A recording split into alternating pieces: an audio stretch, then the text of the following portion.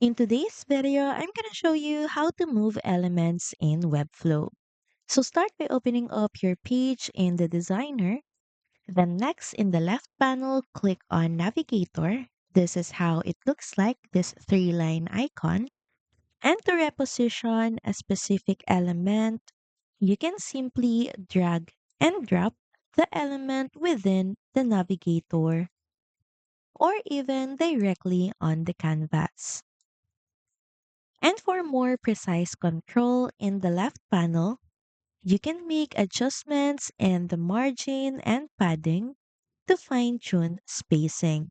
You can also use the position settings, set it to static, relative, absolute, fixed, or sticky, depending on how you want the element to behave.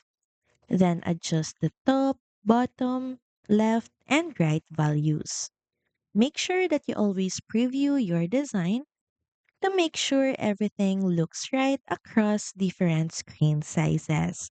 So that's pretty much it. Thank you very much for watching this video, and I'll see you again on the next one. Bye!